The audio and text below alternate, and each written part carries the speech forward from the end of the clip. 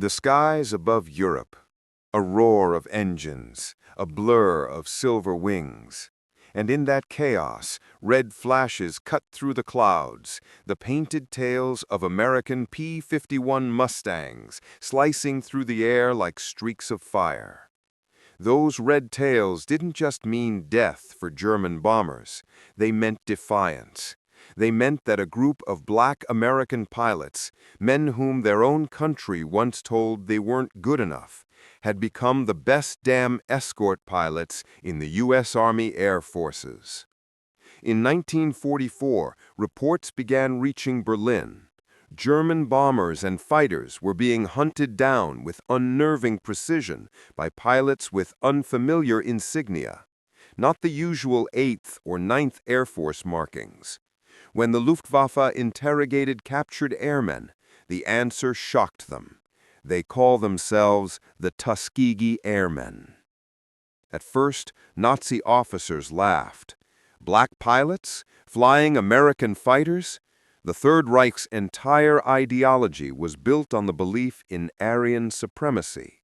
The idea that black men, whom their propaganda called inferior, could outfly the Luftwaffe's elite aces was unthinkable. But within weeks, that laughter turned to silence, because the red tails were unstoppable. It began with a simple mission: protect the bombers. American B-17s and B-24s were dying at terrifying rates over Germany. The Luftwaffe ruled the air, their Focke-Wulfs and Messerschmitts shredding bomber formations like paper. So, in early 1944, the 3rd 132nd Fighter Group, the Tuskegee Airmen, were given a task few believed they could handle: escort the bombers deep into enemy territory and bring them home alive. What happened next would rewrite history. But before those red tails painted the sky, before they became legends, these men faced a war of their own at home. Back in 1941, the U.S. military was segregated. Black men could serve, yes, but only as cooks, mechanics, or laborers. Flying a plane? That was a privilege reserved for white men.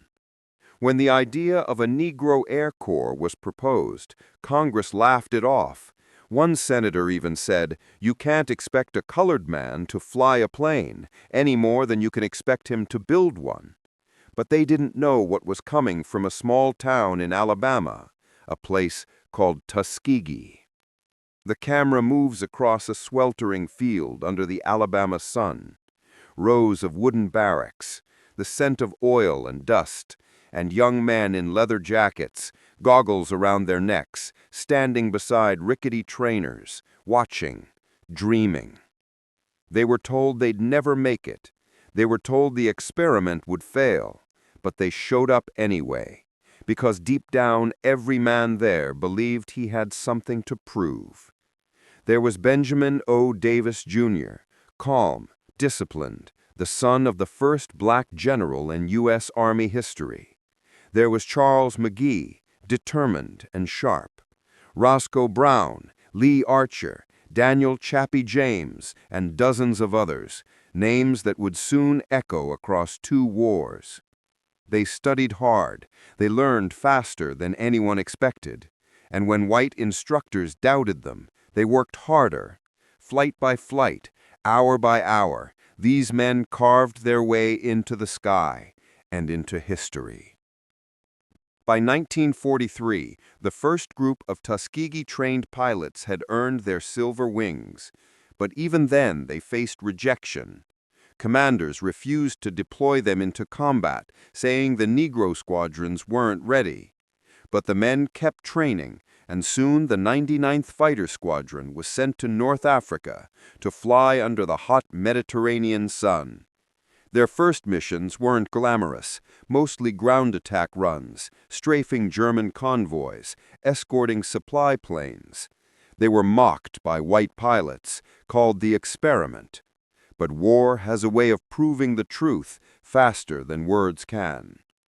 One morning near the Tunisian coast, the 99th intercepted a formation of German Ju-87 Stukas. The radio crackled with tension. The lead pilot, Lieutenant Charles Dryden, called out targets. They dove into the enemy formation, engines howling. Within minutes, 2 Stukas were down. One burst into flames, spinning toward the desert floor. The other scattered. Back at base, no one could believe it. Negro pilot shot down German planes? The news spread fast, from Tunisia to Washington. But it wasn't just the Germans who were watching. The Luftwaffe's intelligence officers began filing reports on these new American pilots, reports that would soon land on Hitler's desk. A German intelligence officer laid a report before his superior. It read, "Colored American pilots, flying P-40 Warhawks. They show unusual discipline and precision in escort formation. Our attacks on their bombers have been less effective where these pilots are present." The general raised an eyebrow. Colored pilots? This must be a joke. But it wasn't. And soon, Hitler himself would hear of it. By early 1944, the Tuskegee Airmen were transferred to Italy, joining the 15th Air Force. There, under Colonel Benjamin O. Davis, Jr., they received new planes, sleek, powerful P-51 Mustangs. And on those silver bodies, they painted something that would make them unforgettable: bright red tails. From that day on, bomber crews began requesting them specifically. "Give us the red tails," they'd say. "Those guys bring us home." When Hitler finally received the reports, he refused to believe them. But the data was undeniable. German bombers and fighters were falling at an alarming rate wherever these red-tailed devils appeared. One captured German pilot, when interrogated, said, "We thought the Americans had found a way to train Negroes to fly, but they fly too well. They do not break formation. They do not leave their bombers. It is unnatural." To Hitler, that was humiliation. The Führer, who preached racial superiority, was being outflown by the very men his ideology despised. And that, historians say, made him furious. As the war dragged on, the red tails became a symbol, not just of military excellence, but of moral victory. They weren't just fighting Nazis, they were fighting the lies that fueled both fascism and racism. And they were winning. The sound of propellers cuts through the Italian sky. Dozens of silver P-51 Mustangs shimmer in the sunlight, their red tails glowing like firebrands. At their head, Colonel Benjamin O. Davis, Jr. stares into the endless horizon, calm, focused, unflinching. Below them, a fleet of American B-17 bombers drones toward enemy territory, targets deep in southern Germany. And behind those bombers, somewhere, unseen, lurks the Luftwaffe. Davis's voice comes over the radio. "Remember your orders, men. Stay with the bombers, no matter what. That's what we're here for." This wasn't just military discipline. It was survival, for the bombers and for the reputation of every black pilot in the U.S. Air Forces. Because if the Tuskegee Airmen failed, it wouldn't just be another lost mission. It would give the racists in Washington exactly what they wanted: proof that the experiment had failed. At the time, most fighter pilots hated escort duty. It was dull, thankless, and it limited glory. Pilots wanted dogfights, kills, and medals, not long, grinding flights protecting slow bombers. But Davis drilled it into his men. "Our job isn't to chase glory. Our job is to bring them home." That discipline became legendary. While other fighter groups peeled off to pursue German planes, leaving bombers exposed, the Red Tails never left formation. They built a reputation bomber crews would never forget. One pilot later said, If you looked out your window and saw those red tails beside you, you knew you were going home. But while they fought Nazis in the sky, they faced a different kind of enemy on the ground. At the American bases in Italy, segregation followed them like a shadow. White officers refused to share mess halls. Black mechanics were given outdated tools. Even mail delivery to the 332nd Fighter Group was delayed, intentionally. When Davis visited headquarters, some officers refused to salute. One colonel sneered, "I still don't believe colored men belong in the air." Davis didn't argue. He simply said, "Then you haven't seen us fight yet." And soon, the world would. The Red Tails escort bombers on a strike against oil refineries near Vienna, a vital target for crippling Germany's war machine. The mission was brutal. At 20,000 feet, German anti-aircraft guns filled the sky with black bursts of flak. Shells exploded so close that the Mustangs shook violently. The pilots could smell the cordite through their oxygen masks. Then came the enemy, Messerschmitt F-109s, sleek and deadly. 30 of them, diving from the sun. "Red Leader, we've got company!" The radio crackled with panic. Davis's voice stayed calm. "Stay tight. Protect the bombers. That's an order." The sky erupted. Tracer fire streaked across the formation. A bomber's wing tore apart. Parachutes bloomed like white flowers. But the Red Tails didn't break formation. They held their wall. One Tuskegee pilot, Roscoe Brown, spotted a Messerschmitt closing in on a crippled B-17. He dove straight down, guns blazing. The German plane burst into flame and spiraled toward the earth. That day, the 332nd lost not a single bomber under their protection. The U.S. Army Air Force's report simply read, "Escort effectiveness, exceptional. Enemy losses, 4 confirmed destroyed." But between the lines, something bigger was happening. A myth was dying, and the world was starting to notice. Berlin reacts. When the Luftwaffe intelligence office compiled the battle reports, one analyst couldn't believe the consistency. Every time bombers reported no losses, one group name appeared again and again, 332nd Fighter Group. When the report reached Hermann Göring, head of the Luftwaffe, he was furious. He threw the papers across his desk. "Negerpiloten? Amerikanische Neger? Impossible!" But it was true. Even captured German pilots confirmed it. One described them with bitter respect. "They fly with discipline. They protect each other. They do not run. These Red Tails, they are a wall in the sky." Göring tried to dismiss it as coincidence, but Hitler didn't laugh this time. He demanded to know who trained them. His officers had no answer. While Berlin raged, the Red Tails wrote home.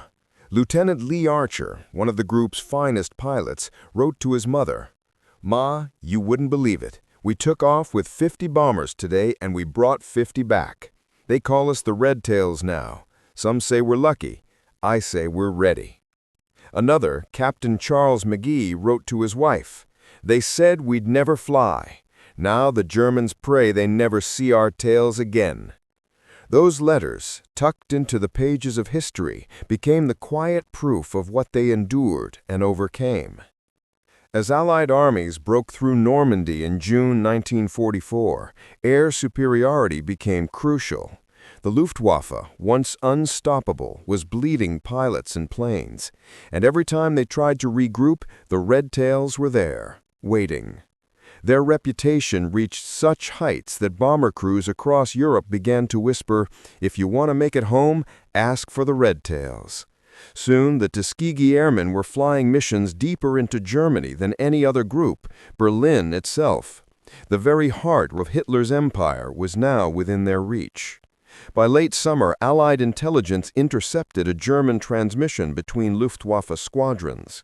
"Avoid contact with the red-tailed Mustangs when possible. They do not break formation. They are too disciplined."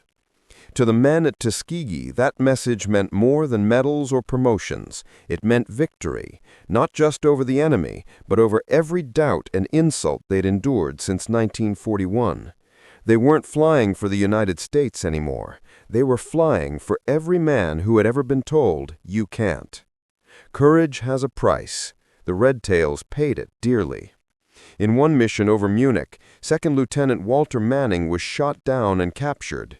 He was taken prisoner, but when German civilians discovered he was a black pilot, they lynched him before he reached the POW camp. The news crushed the squadron, but Davis stood before his men and said only, "Let them hate. We'll answer in the air." And they did.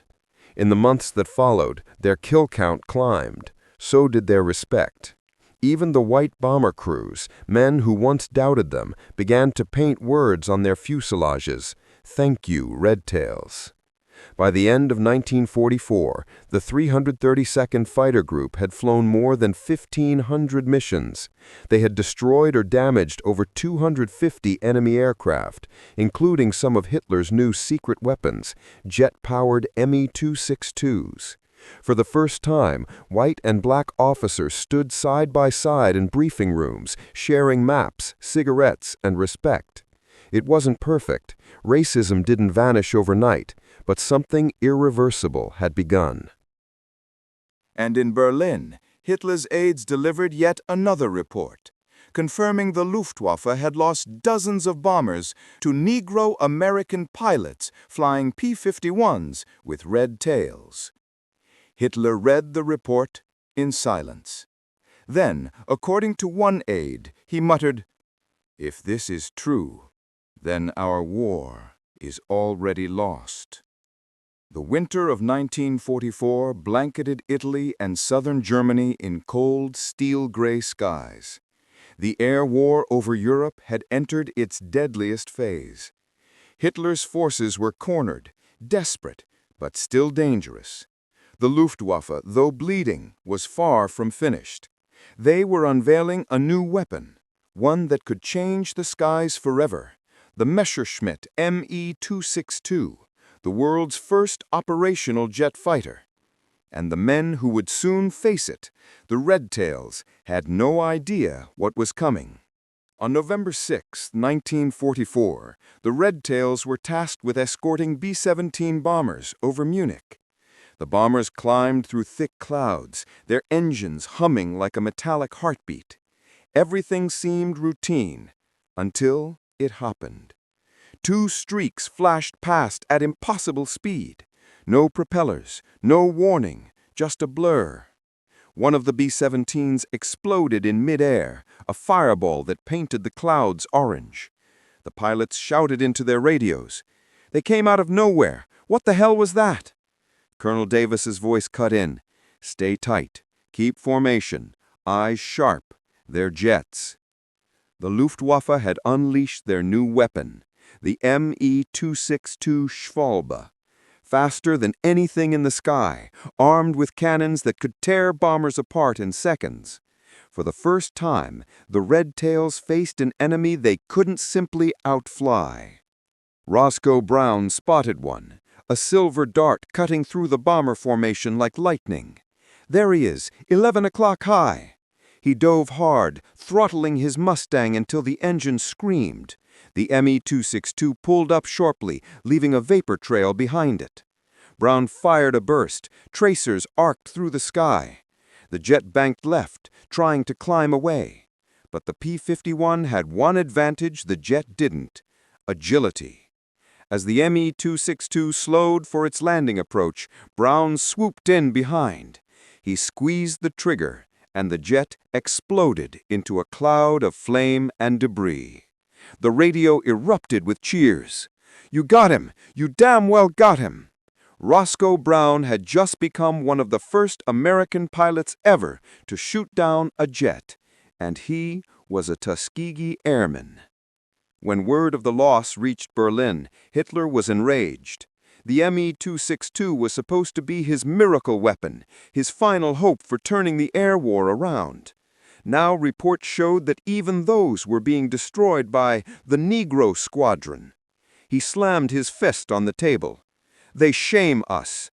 These Americans send their slaves to fight, and they defeat our best pilots." For a man who built his empire on lies of racial supremacy, the truth was unbearable. The propaganda ministry was ordered to suppress all mention of the defeats. The red-tailed devils would never appear in Nazi newspapers. But inside the Luftwaffe, the truth spread like wildfire. German pilots began to fear those red tails. They whispered among themselves, "Better to face 10 white Americans than one of the red tails." Through late 1944 and into 1945, the red tails escorted bomber after bomber over Austria, Hungary, and Germany. They flew in freezing cockpits at 25,000 feet, frost creeping across their goggles, oxygen masks icing over. They had no heaters, no fancy radar, no luxury, only discipline, teamwork, and faith in each other. Sometimes after missions, they'd gather around a metal drum fire, still in flight suits, faces blackened with smoke. No music, no boasting, just quiet pride. Captain Lee Archer, who would end the war with 4 confirmed kills, said it best. "We didn't fly to be heroes. We flew to prove we were Americans and that we could fight for our country, even when our country didn't fight for us." Colonel Benjamin O. Davis, Jr. led with an almost unbreakable calm. He demanded precision, not passion, order, not anger. When a white general once asked why his men never broke formation to chase enemy fighters, Davis replied, "Because my men follow orders. That's what makes them pilots, not rebels." His leadership gave the Red Tails something rare, a code of honor. And under that code, their record became legendary. Over 200 bomber escort missions without losing a single bomber to enemy fighters. No other group in the U.S. Army Air Forces could claim that. By January 1945, the bomber crews began writing directly to command headquarters, praising the Red Tails. One letter read, "Gentlemen, we have flown with the Red Tails 3 times. Each time we came back whole. They are the best damned pilots we've ever seen." Another said, "You can paint all our bombers red if it means they'll be with us again." The word reached Washington. Finally, the press began to take notice. Newspapers back home wrote headlines like, "Negro pilots blaze new trail over Europe. Red Tails barred U.S. bombers and win respect." For the first time, millions of Americans, black and white, saw those words side by side. Negro and hero. March 24, 1945.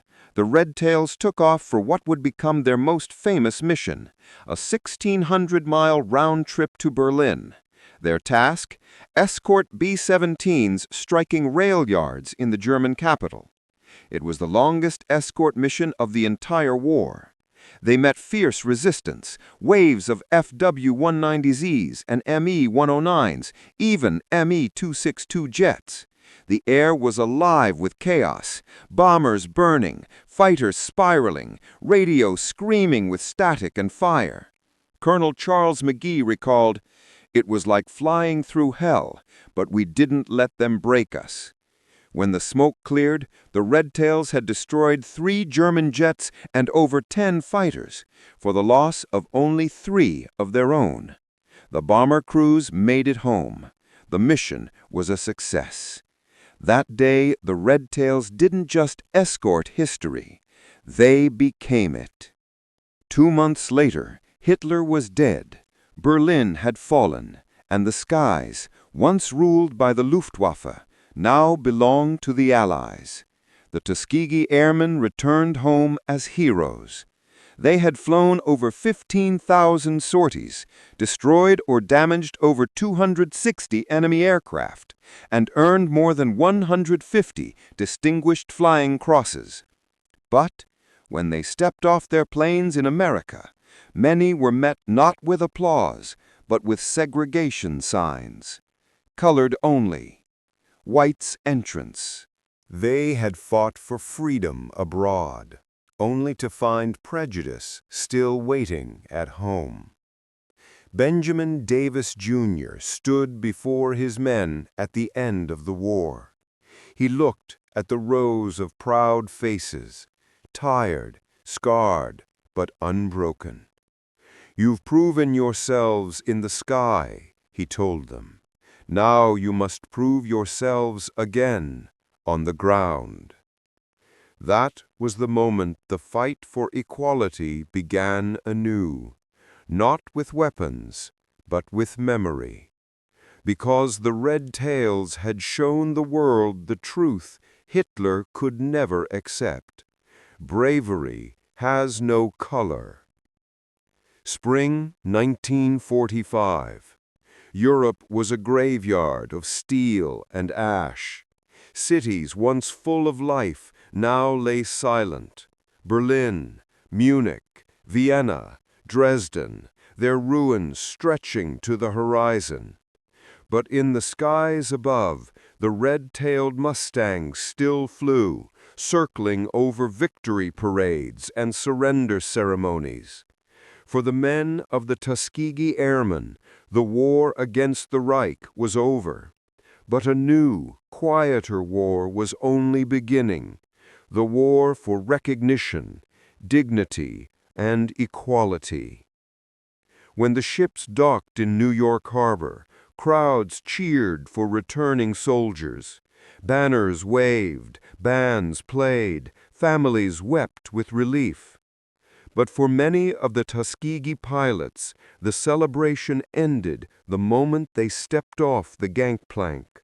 Some were ordered to use colored-only buses to leave the docks. Others were refused service at restaurants near their own air bases. A few, still in uniform, were told by police to go around back. Lieutenant Charles McGee later recalled, "We'd just helped defeat Hitler, but we still had to fight Jim Crow. They had risked their lives for a country that didn't yet see them as equals. But they didn't let bitterness take their wings. Instead, they carried the same discipline, pride, and purpose into civilian life, determined to keep proving who they were." In the years immediately after the war, history almost forgot them. Textbooks spoke of aces like Chuck Yeager and Pappy Boyington, but not of Lee Archer, the Tuskegee ace who shot down 4 enemy planes. The newspapers that once praised the Negro flyers moved on. Hollywood made films about white squadrons, white heroes, white victories. The red tails became whispers in footnotes, their achievements reduced to experimental success. But those who flew with them never forgot. Bomber crews, thousands of men who had lived because of them, passed the story on. At reunions, they'd raise a glass and say, "Here's to the red tails, the reason we made it home." In 1948, something historic happened, a change that could be traced directly to the courage of the Tuskegee Airmen. President Harry T. Truman signed Executive Order 9981, ending racial segregation in the U.S. Armed Forces. And it wasn't just a political gesture, it was a moral reckoning. The Tuskegee Airmen had shown the world that segregation wasn't just wrong, it was inefficient. General Benjamin O. Davis, Jr., now a symbol of quiet power, stood in full uniform as Truman's order took effect. He didn't smile. He simply said, "We have fought the enemy. Now we must fight the ignorance that keeps us apart." It was the end of one war and the beginning of another. The civil rights movement was only a decade away. Of the nearly 1,000 men who trained at Tuskegee, 66 were killed in combat. 32 became prisoners of war. Some never made it back from missions deep inside Germany. Their names were rarely printed in papers, but among their brothers they were legends. In the barracks at Tuskegee Field, there still hung a faded list, names scrawled in pencil beside mission numbers. Next to each lost pilot, someone had drawn a small red tail. That list, now preserved in a museum, reads like a silent roll call of bravery. In 1946, a war correspondent interviewed Roscoe Brown, the man who had shot down a German jet. He asked, what did it feel like, knowing Hitler was furious that black men had beaten his air force? Brown smiled slightly. We didn't fly to make Hitler angry. We flew so our bombers came home. But if it made him mad, well, I can live with that. Decades later, Brown would still fly, this time as an educator, a mentor, a symbol of what discipline and dignity could achieve. The Tuskegee story wasn't about revenge, it was about excellence, quiet, relentless excellence that no propaganda, no prejudice, and no dictator could deny. By the 1970s, America began rediscovering their story. Young black cadets in the newly integrated Air Force were told of the red tails, of the men who paved the runway for their dreams. Some of the original pilots were invited to speak at bases and schools. When they walked on stage, audiences stood. When they spoke, the rooms went silent. Colonel Charles McGee once told a crowd of new recruits, "Excellence is the best deterrent to prejudice. Don't just tell them who you are, show them." What Hitler never understood, what he couldn't understand, was that his greatest defeat wasn't just on the battlefield. It was philosophical. It was moral. The very foundation of his ideology collapsed when his Luftwaffe was outflown by men he considered subhuman. The Red Tails didn't just shoot down planes, they shot down a lie. The lie that race determined worth, intelligence, or courage. Every time their Mustangs roared through the clouds, every time a bomber returned home under their watch, they dismantled that lie piece by piece, wing by wing. Berlin, 1945. In the ruins of the Reich Chancellery, German officers burned files as Soviet troops closed in. Among the papers destroyed that day were reports of Negerflieger, Negro flyers, the same pilots who had outflown the Reich's elite. But paper burns easily. Legacy doesn't. Across the ocean, in Alabama, those same men returned to the dusty airfield where it all began. The hangars were quiet now. The winds carried the memory of propellers and laughter. One of the instructors, standing beside a rusting T-40, whispered, "They said we couldn't do it, but look at what we did."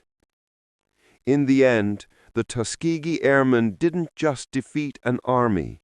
They defeated a belief system, both abroad and at home. And perhaps that's the truest measure of victory, not just in the number of enemy planes destroyed, but in the number of minds changed forever. The war had ended. The guns were silent. But for the Tuskegee Airmen, their story had only begun to climb. In the decades that followed, they became more than pilots. They became symbols of transformation, not only for the U.S. military, but for the soul of America itself. By the 1980s, documentaries, books, and interviews began resurfacing. The world, at last, started listening. When the old pilots gathered for reunions, they didn't boast about dogfights or medals. They spoke about the brotherhood, the discipline, the responsibility of being the first to carry a dream so heavy. Colonel George Hardy, one of the last surviving pilots, once said, "We were proud to wear those wings, but we were prouder to prove that we belonged." It took over 60 years, but in 2007, in the Great Marble Hall of the U.S. Capitol, the surviving Tuskegee Airmen were finally awarded the Congressional Gold Medal. Rows of elderly men in red blazers and caps sat in silence as President George W. Bush spoke the words that history had long. For all they did for our country, the United States of America honors the Tuskegee Airmen with the gratitude of a nation that finally knows their name. The hall erupted in applause, not the applause of ceremony, but the applause of redemption. Some of the airmen wept quietly, others just nodded, as if to say, "It took a while, but we got here." Today, the red tail emblem, that streak of crimson on silver wings, still soars across modern skies. In 2008, the 332nd Expeditionary Fighter Squadron, the direct descendant of the Tuskegee Airmen, flew F-16s over Iraq with red paint on their tails. It wasn't just for nostalgia, it was a promise kept. Each mission they flew carried not just precision and training, but a legacy written in courage and blood. Their call sign? Red Tail. A salute that echoed from 1944 to the jet age. A bridge of time made of honor. At schools, museums, and air shows, the last surviving airmen began to share their wisdom. Children would approach, eye wide, asking, "Did you really fight in World War II?" And they'd smile, hand them a red cap, and say, "Yes, we did. And now it's your turn to fly higher." Organizations like Tuskegee Next and Red Tail Flight Academy now train young African American pilots, the new generation who fly with the same fire in their hearts. Each time one of them takes off, they're not just flying for themselves. They're flying for the men who proved that greatness knows no color. In 2022, the last of the original Tuskegee mechanics, Staff Sergeant Victor Butler, celebrated his 100th birthday. When a reporter asked him what he wanted most, he simply said, "I want people to remember." And that's what this story is, a remembrance, not of war, but of worth. When you see a red tail streak through the clouds, you're not just looking at an airplane. You're looking at defiance, dignity, and destiny, all painted on a wing. They trained in the heat of Alabama. They fought over the skies of Italy and Germany. They proved themselves in a time when their country doubted them. They came home to segregation, but carried themselves like champions. And in the end, their courage didn't just help win a war, it helped reshape a nation. In every era, there are those who rise above what the world expects of them. The Tuskegee Airmen were not just pilots, they were dreamers with wings. They showed us that excellence is the loudest answer to prejudice, that courage can take flight even when the world tries to keep you grounded, and that sometimes the greatest battles aren't fought in the sky, but in the human heart. This is their story. This is their legacy. This is the victory that never fades.